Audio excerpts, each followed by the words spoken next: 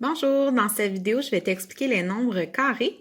Pour faire l'exercice de la page 32, je t'invite à revisionner la vidéo qui t'expliquait les nombres premiers et composés, puisque tu auras à réinvestir ces deux notions en plus des nombres carrés. Je t'invite à regarder les 7 premiers carrés que j'ai faits ici, à l'aide de mon papier quadrillé, et d'essayer de trouver qu'est-ce qui se passe du plus petit jusqu'au plus grand. C'est quoi la régularité? Pourquoi j'ai fait ça pour t'expliquer les nombres carrés? Donc, je t'invite à peser sur pause maintenant et d'essayer de trouver la réponse. Donc, si tu observes bien, premièrement, un carré, par définition, c'est quoi? Et c'est un quadrilatère qui a 4 côtés de la même mesure.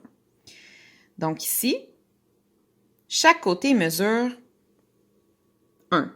On pourrait aussi dire que c'est un carré de 1 par 1. Le second, c'est un carré de 2 par 2. Le troisième, c'est un carré de 3 par 3. Le quatrième, 4 par 4. Le cinquième, 5 par 5. 6 par 6 pour le sixième. Et le septième, 7 par 7.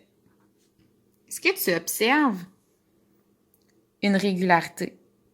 Donc, quelque chose qui, de règle générale, se reproduit à chaque fois. Donc, le premier, c'est du 1 par 1. Le cinquième, c'est du 5 par 5. Donc, ça ici, ça illustre les nombres carrés. Le premier nombre carré qui existe, c'est le plus petit carré que j'ai pu faire ici. Donc, un 1 par 1. J'ai combien de cases? J'en ai une. Donc, le premier nombre carré, le plus petit, ce serait 1. Le deuxième nombre carré, pour l'obtenir, j'ai fait un carré de 2 par 2. J'ai combien de cases? J'en ai 4. Donc, le deuxième plus petit nombre carré serait 4. Le troisième carré, donc de 3 par 3, j'ai combien de cases au centre? J'en ai 9. Le quatrième carré de 4 par 4, si je compte, j'ai combien de cases? J'en ai 16. Pour le cinquième, j'ai combien de cases au centre? Si je fais un carré de 5 par 5, j'en ai 25.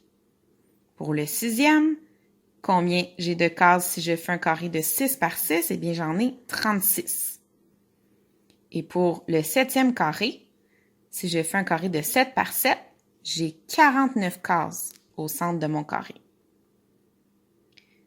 Si je te pose la question, par exemple, le 13e nombre carré serait un carré fait comment, ou il y aurait combien de cases dans le 13e nombre carré? Eh bien, si tu suis la régularité ici, tu pourrais faire un carré de 13 par 13 et tu pourrais compter toutes les cases à l'intérieur pour trouver le 13e nombre carré.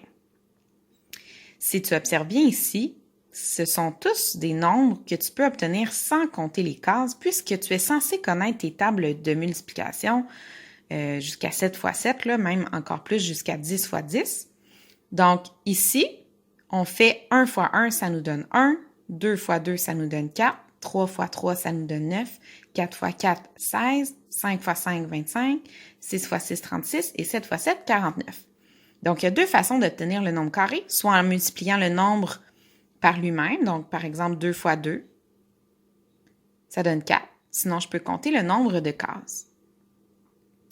Si je te demande si un nombre est un nombre carré, évidemment, si tu les reproduis comme ça, ben si je te demande si 18 est un nombre carré, 18, c'est impossible de faire un carré puisqu'il se retrouverait ici, entre 16 et 25. Et c'est impossible de faire un carré avec 18 cases, puisque le plus petit carré près de 18 qu'on peut faire, c'est 16, et l'autre plus grand, c'est 25. Donc, impossible. Donc, 18 n'est pas un nombre carré. Une autre méthode pour savoir si un nombre est un nombre carré, par exemple, je te demande si 5 est un nombre carré. Tu prends soit des jetons ou des attaches à pain et tu essaies de former un carré avec. Donc, au lieu d'avoir un papier quadrillé, tu pourrais former un carré avec ça. Donc, tu vois bien que c'est impossible de faire un carré avec 5. Avec 6, même chose. Avec 8, même chose. Impossible de faire un carré. Il me manquerait un attache à pain ici. Donc, c'est plein de trucs pour t'aider à comprendre les nombres carrés. Donc, dans ton exercice à la page 32, tu auras à tracer des carrés. Si tu n'es pas capable, eh bien, c'est signe que c'est pas un nombre carré. Et si tu es capable, eh bien, c'est que le nombre est carré. Bon travail!